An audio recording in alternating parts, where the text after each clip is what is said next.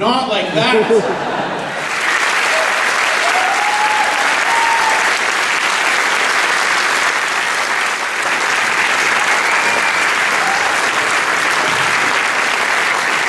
Jessica McNamee,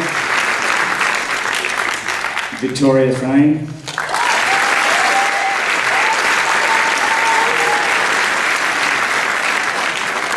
and the best looking of them all, producer Mark Lazarus.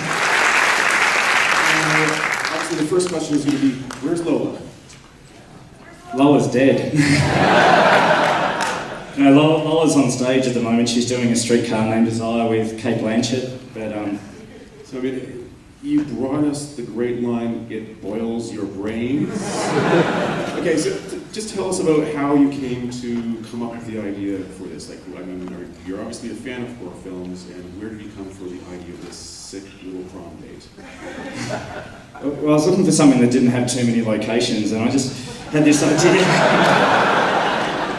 I had this idea of what if you sort of fused the Evil Dead and Carrie, and took kind of the prom, the rituals of the prom, the dancing and the mirror ball and the crowning of the king and queen, and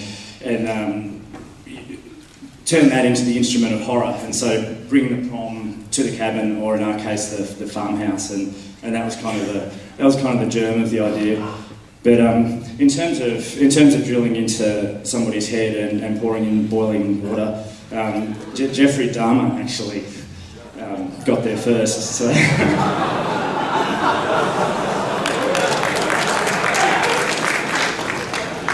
Same here. That this role was unbelievable. Like what you brought to that. I mean, when we first met tonight, I couldn't believe that you were what I saw on screen. I just want to congratulate you on that. So, when you saw the script, what attracted you to it? That's a good question. I kind of flicked through it looking for the bits of dialogue. And it was just kind of scream. So, look, it's great to kind of to read a horror film that has a degree of complexity and a bit of comedy in there as well. So, yeah. And Jessica, your role of kind of the stoner goth queen. What can you tell us about? Are you all fans of horror films, or what attracted you to the project? Is this a question for me? Are you? Yes. I mean, look, I'm not the biggest lover of horror films. In fact, I saw you sat through a little there. like this, but it was a great script, and for me in particular, I just thought it was a really interesting character, and it was a lot of fun to play. So, I mean, reading through the script, I just thought all the characters were great. I think the great thing about this film, a lot of horror films can be purely just based on the gory stuff, I guess, but this is really character-driven, and the characters are really strong throughout the film. So it kind of has a real soul, I think, as well, and that's definitely, what attracted me to the film. Okay, you have to excuse me because I sound like Xavier did for most of the film. I've been enjoying your festival far too much.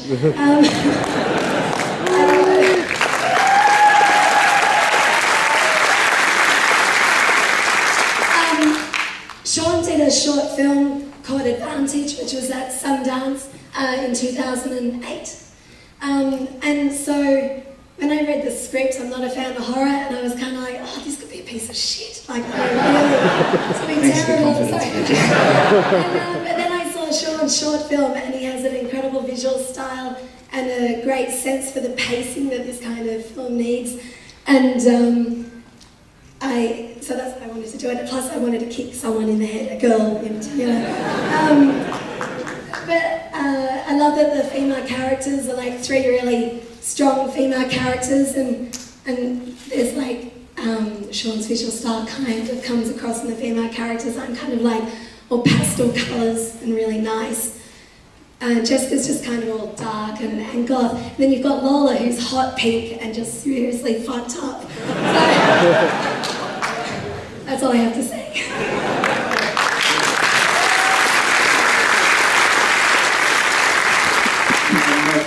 produced, you've added to the kind of the pantheon of Australian dirty horror films. Oh yeah. What was the biggest challenge in mounting this production? Other than dealing with Sean Byrne's vision, no, that wasn't that at all.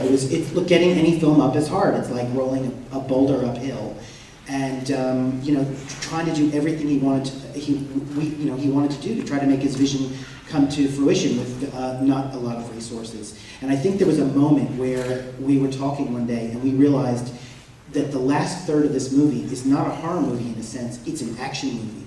So we were trying to do Jerry Bruckheimer, with a fraction of the budget. And I think, and you just have to be really, really careful. And I have to say, you've never seen anyone prepare like Sean does. I mean, absolutely, completely dedicated to getting the shots and reimagining and visualizing it all. And that makes my job easy once we're out there. I think, well, the most horrific scene for me was climbing the rock face. Because it was my birthday the day we shot that, and I was convinced that I was going to die.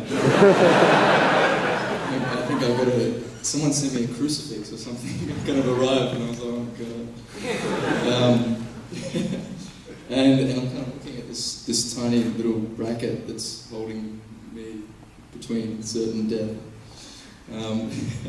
So that was kind of, and also kind of not having a lot to say and kind of working on this inner dialogue. It's a challenge.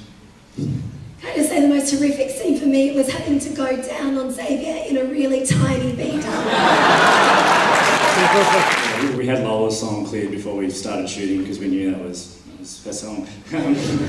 And also Lonesome Loser by the Little River Band that opens the film, and Brent's dad singing along to it, so we needed that in place. And other than that, I mean, I think about 60% of the songs stayed as they were picked before we started shooting, and it was a matter of clearing them. And during the edit, we found some other songs that sort of fitted the tone a little bit more. But I think there's 20 songs in all. Yeah, it's a cool soundtrack. I hope we get to release it. When does the movie get released in Australia? Is it January or February? We don't know yet, but sometime early next year. We were talking about Valentine's Day for the heart. Yeah, I mean, I hadn't seen that before, and I'm from Tasmania, and we're pretty close down there. You're just spitting the note here.